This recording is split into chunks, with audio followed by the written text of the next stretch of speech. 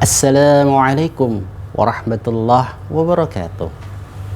Alhamdulillahi rabbil alamin, wabihi nasta'inu ala umuri dunya waddin. Assalatu wassalamu ala asrafil anbiya'i wal mursalin, Sayyidina wa maulana Muhammadin wa ala alihi wa ashabihi ajma'in, amma ba'du. Saudara Kompas TV dimanapun Anda berada yang dirahmati Allah, berjumpa dengan kami Fathul Bahri di program kesayangan kita Mutiara Iman. Semoga Allah Subhanahu wa taala senantiasa memberi kita kesehatan, kekuatan dan kesempatan untuk berbuat baik sehingga kita bisa menjadi pribadi yang jauh lebih baik dari hari-hari sebelumnya. Amin ya rabbal alamin. Saudara Kompas TV dimanapun Anda berada, pagi hari ini kita akan membahas tentang ibu. Jangan sakiti hati ibumu. Kalau boleh jujur, siapa sih di dunia ini orang yang paling sayang kepada kita? Siapakah orang yang begitu peduli kepada kita? Siapakah orang yang tidak rela mendengar kita menangis?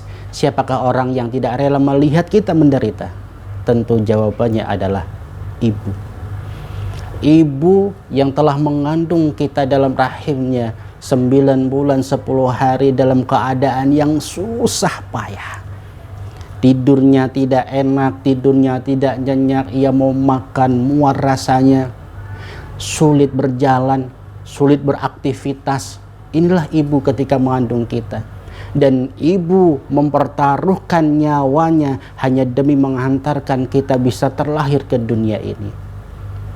Ibulah orang yang menjadi malaikat penolong kita di bumi ini. Maka al-jannatu tahta aqdamil ummahat. Surga itu berada di bawah telapak kaki ibu. Begitu agungnya kedudukan ibu. Bahkan sampai ketika seseorang bertanya pada Rasulullah, "Ya Rasulullah, kepada siapa sebaiknya aku ini berbuat baik?" Maka Rasul menjawab, "Ibumu." Ditanya lagi, "Ya Rasul, pada siapa lagi?" Ibumu. Kemudian kepada siapa lagi ya Rasul? Ibumu. Lalu kepada siapa ya Rasul? Ayahmu. Begitu tingginya derajat seorang ibu di sisi Allah, sehingga memperoleh 3 derajat lebih tinggi daripada seorang ayah. Maka ketika kita durhaka, kita menyakiti hati ibu kita, maka jangan harap kita bisa mendapatkan syafaat nanti di hari kiamat. Karena orang yang begitu sayang, begitu cinta kepada kita, telah kita sakiti hatinya.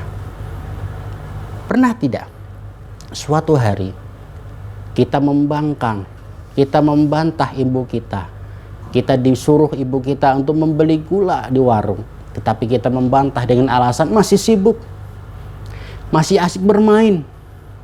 Sehingga apa? Ibu kita merasa hatinya tersakiti, ia menangis, sedih, anak saya kok seperti ini ya Allah. Pernah nggak kita melakukan seperti itu?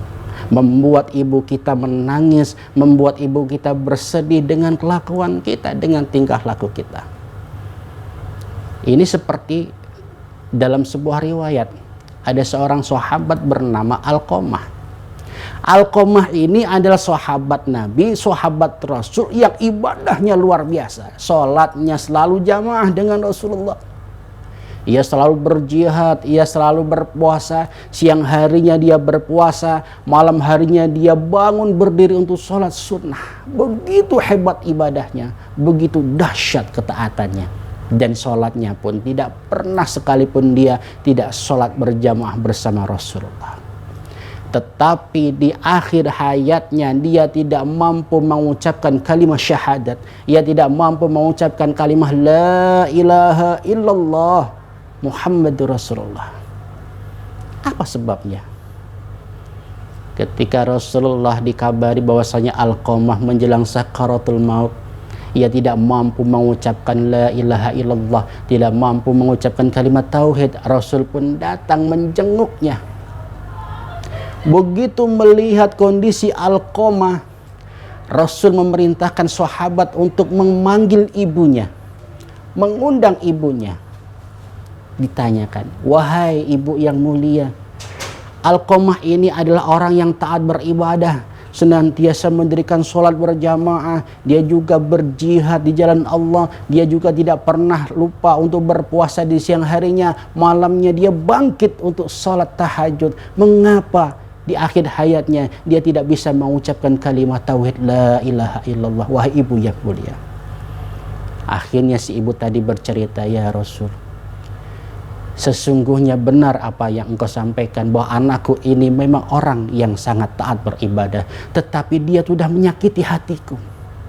Dia lebih mementingkan istrinya daripada aku, ibu yang telah melahirkannya. Karena Alqamah ternyata lebih sayang kepada istrinya, lebih mementingkan istrinya, lebih mendahulukan kepentingan istrinya daripada ibunya. Ibunya hatinya tersakiti, tergores, menangis, langit pun bergetar. Sehingga apa? Sehingga Alqamah menjelang akhirnya tidak mampu mengucapkan kalimat tauhid. Lalu Rasul meminta, wahai ibu, tolong maafkan anakmu, ikhlaskan perbuatannya. Apakah engkau tega melihatnya seperti itu? Tetapi ibunya masih keberatan. Tidak ya Rasul, aku masih sakit hatiku. Akhirnya Rasulullah memerintahkan sahabat untuk mengumpulkan kayu bakar. Begitu dikumpulkan kayu bakar itu, ibunya bertanya, ya Rasul, untuk apa kayu itu engkau kumpulkan? Wahai ibu yang mulia, aku akan membakar Alqamah di sini. Buat apa dia seperti itu? Aku kasihan melihatnya nanti dibakar di neraka. Lebih baik dia aku bakar di sini daripada dia nanti dibakar di neraka. Hati seorang ibu mana yang tega melihat anaknya mau dibakar? Luluh hatinya. Seketika itu dia pun mengkata, ya Rasul, saksikanlah olehmu sesungguhnya aku telah memaafkan anakku. Hatiku sudah ridha kepadanya. Aku sudah melupakan apa yang sudah ia lakukan kepadaku selama ini. Aku ikhlas ya Rasul. Aku maafkan dia ya Rasul. Jangan kau bakar anakku. Seketika itu Alqamah mampu mengucapkan la ilaha illallah Muhammad Rasulullah. Dia wafat dalam keadaan husnul khotimah berkat ridha dan ampunan dari ibunya. Saudara Kompas TV dimanapun Anda berada, jangan beranjak kemana-mana karena kami akan segera kembali setelah pesan-pesan berikut ini.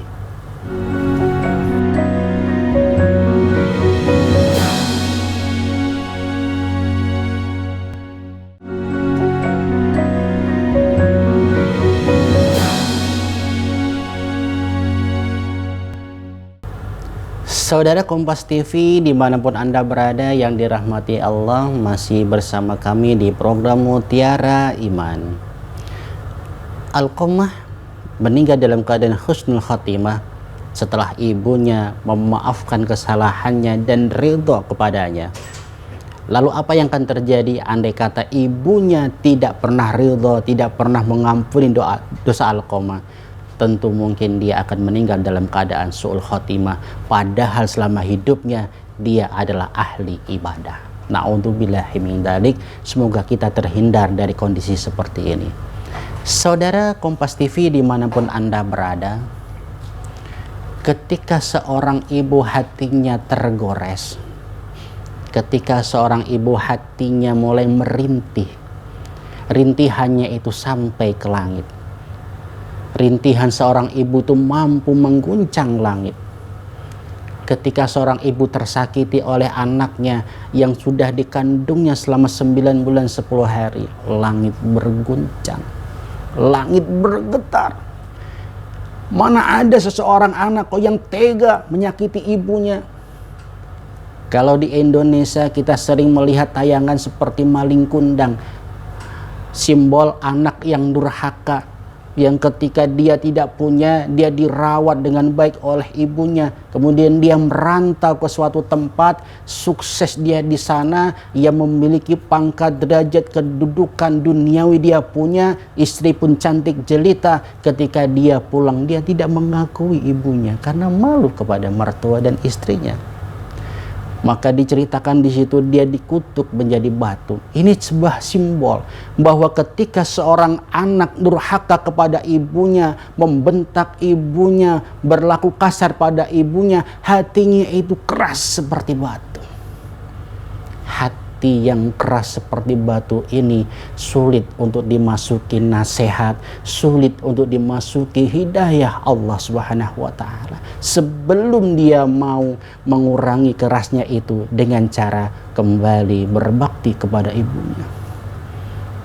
Saudara Kompas TV dimanapun Anda berada, berapa banyak seorang anak yang menyesal seumur hidupnya ketika dia pulang dengan sukses, ternyata dia menjumpai di depan rumahnya berkibar bendera kuning.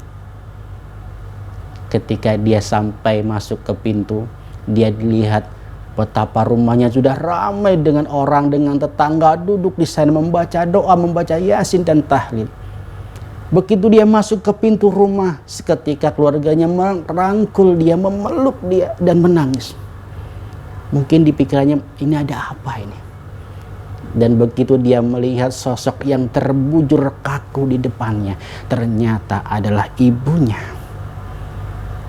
Penyesalan pun datang. Dia belum mampu berbuat baik pada ibunya, dia belum mampu menyenangkan ibunya, dia selalu menyakiti hatinya, dia selalu menggores luka di hatinya. Dan ketika dia beringin bertobat dan ingin menyenangkan ibunya, ternyata sudah terlambat. Ibunya sudah lebih dulu dipanggil oleh Allah Subhanahu wa ta'ala. Maka bagi kita yang masih memiliki ibu, tolong jaga ibu dengan baik. Jangan biarkan dia menangis, jangan biarkan hatinya tergores, jangan pernah sakiti, bahkan jangan pernah kita mengucapkan kata ah. Karena orang yang mengucapkan kata ah sekalipun itu sudah termasuk durhaka kepada ibu, durhaka kepada orang tua. Ketika seorang ibu mendoakan anaknya, itu tulus dari hati. Tiada henti seorang ibu mengharapkan kesuksesan anaknya. Saya, Anda, ibu kita selalu mendoakan kita di sujud-sujudnya, di setiap rakaat sholatnya, di setiap waktu dia berdoa memohon kepada Allah agar anakku ini menjadi anak yang berguna, ya Allah. Jangan kau jadikan anakku ini sebagai orang yang tak berguna sama sekali. Ibu mendoakan kita terus menerus. Pertanyaannya, pernahkah kita mendoakan ibu kita walaupun sesaat saja? Mungkin dalam sholat kita, dalam sehari semalam kita, 24 jam kita, mungkin sangat jarang sekali terucap dari mulut kita doa untuk ibu kita. Satu ibu mampu membesarkan 15 anak. Seorang ibu mampu merawat 15 anaknya, putra-putrinya, dari lahir kecil, disekolahkan, dididik, kemudian mereka sukses. 15 orang ini mampu dilakukan oleh seorang ibu. Tetapi 15 anak belum tentu mampu merawat seorang ibu. Seorang ibu selalu rela melakukan apapun agar anaknya sukses, agar anaknya berhasil. Ia mampu mendidik anaknya dengan baik sehingga berapapun jumlah anaknya, 15 anak itu pun menjadi anak yang sukses, menjadi anak yang berguna, memiliki karir yang cemerlang. Tetapi setelah 15 anak ini memiliki karir yang cemerlang, bisnisnya di mana-mana, hartanya melimpah ruah, adakah di antara 15 anak ini yang mampu merawat seorang ibu? Ibunya dibawa ke sana kemari, dititipkan di anak yang paling tua, tidak mau. Anak yang paling muda tidak mau. Bingung ibunya. Di hari tuanya justru bingung akan ikut anak yang mana. Karena sesungguhnya memang seperti itu. Seorang ibu dengan hatinya yang begitu lapang, begitu luar biasa, samudera luas hatinya itu, mampu menampung segala keluh kesah anaknya. Tetapi 15 anak ini, apakah mampu menampung satu saja keluhan ibunya? Nah, ibu pengen naik haji. Nah, ibu ingin umroh. Mampukah mereka mewujudkan itu? Kalau toh mereka mewujudkannya, apakah iya dengan hal itu bisa membalas budi seorang ibu kepada kita? Bahkan ketika kita senantiasa menggendong, menyuapi ibu kita, memandikan ibu kita, itu belum sepadan dengan apa yang telah ibu lakukan kepada kita. Maka sekali lagi, jangan pernah kita menyakiti hati ibu kita. Karena begitu hati ibu kita tergores, menangis ibu kita, langit pun berguncang, langit pun bergetar. Anak mana yang tega membuat hati ibunya terluka? Semoga itu bukan kita. Amin ya rabbal alamin. Saudara Kompas TV dimanapun Anda berada, jangan kemana-mana karena kami akan segera kembali setelah pesan-pesan berikut ini.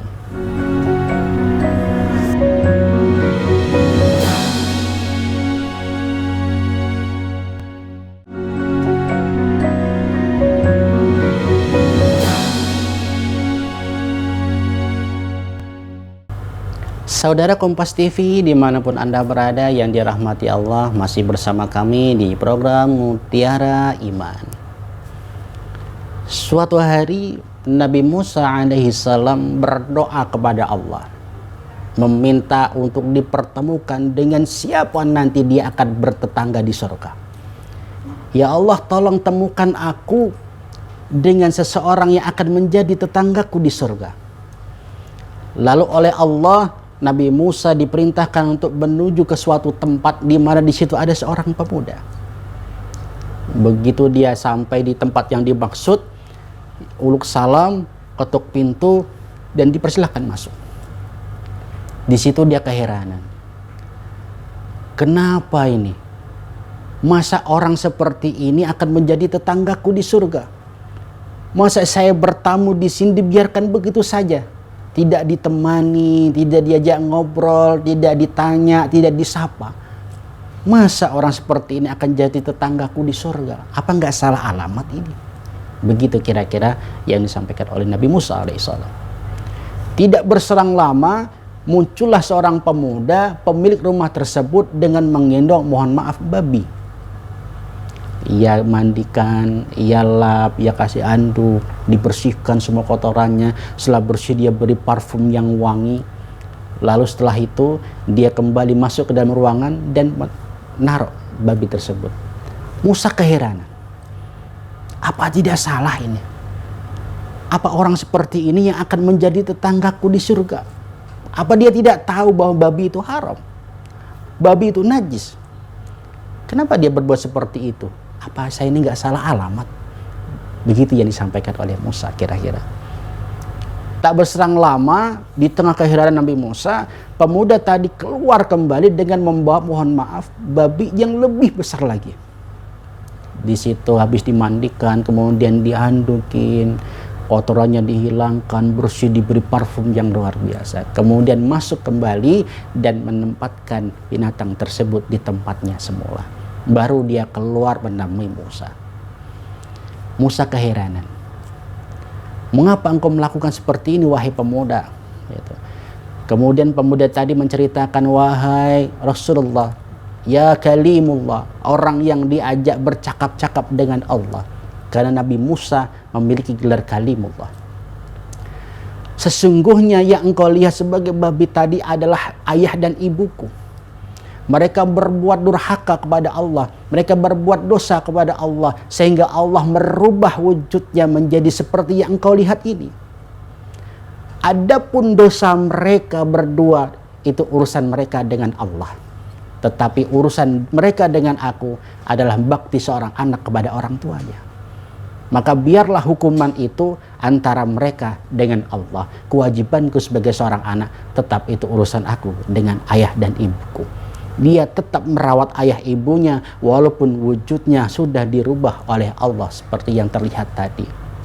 Disinilah Musa baru sadar betapa berbaktinya orang ini kepada orang tuanya lah yang mengantarkannya menjadi tetangga Musa di surga nanti. Masya Allah. Mampu kita berbuat seperti itu? Bahkan ketika kita melihat ayah kita, ibu kita sedang sakit sekalipun, sulit bagi kita untuk menyuapinya. Mungkin ketika ibu kita mohon maaf, buang hajat, kita merasa risih.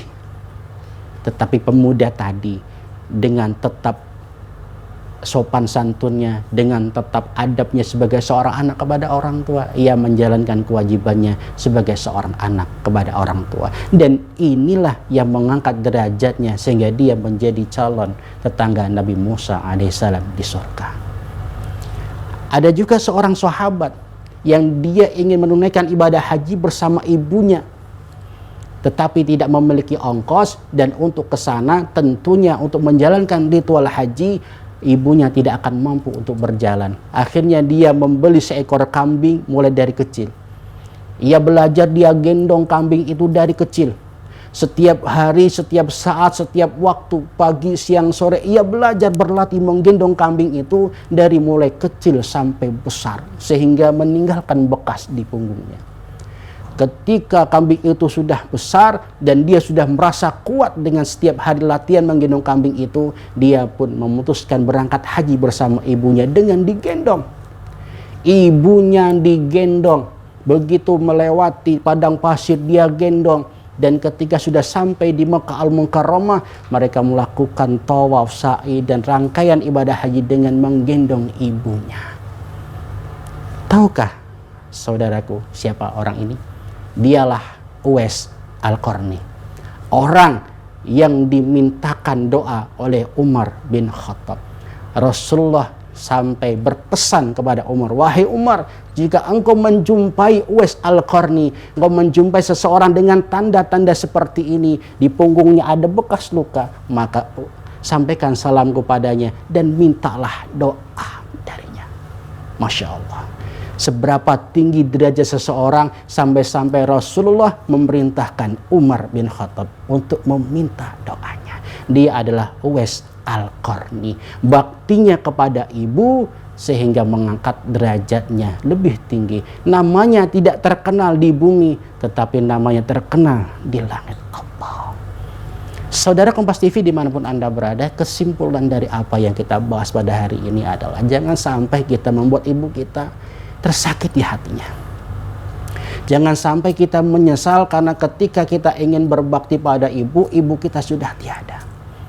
Mumpung ibu kita masih ada, kita selalu meminta ridhonya, meminta maaf padanya. Jangan hanya ketika Idul Fitri saja kita minta pada ibu kita ampunannya. Meminta maaf kepada ibu, meminta ampunan dan ridhonya harus kita lakukan kapanpun dan dimanapun, setiap saat, setiap hari. Jangan menunggu sampai Idul Fitri, karena bisa jadi Idul Fitri itu datang tapi ibu kita sudah tidak ada, dan itu akan membuat kita menyesal seumur hidup. Maka lakukan segala sesuatu bagaimanapun itu caranya agar membuat ibu kita tersenyum. Cobalah kita buat ibu kita tersenyum, walaupun hanya sekali saja, dengan hadiah kecil saja. Ibu kita tidak mengharapkan harta kita, ibu kita tidak mengharapkan uang kita. Yang diharapkan seorang ibu dari anaknya, ia datang pulang ke rumah menengok ibunya, ibu aku kangen padamu. Masya Allah. Mudah-mudahan kita dan ibu kita selalu diberikan kesehatan oleh Allah Subhanahu wa taala sehingga kita bisa terus berbakti kepadanya sampai nanti Allah Subhanahu wa taala memisahkan antara kita dengan ibu kita. Amin ya rabbal alamin. Kita tutup dengan doa kafaratul majlis. Subhanakallahumma wa bihamdika asyhadu an la ilaha illa anta astaghfiruka wa atubu ilaik. Saudara Kompas TV dimanapun Anda berada, tetap setia dengan program kesayangan kita Mutiara Iman. Saya undur diri. Wassalamualaikum warahmatullahi wabarakatuh.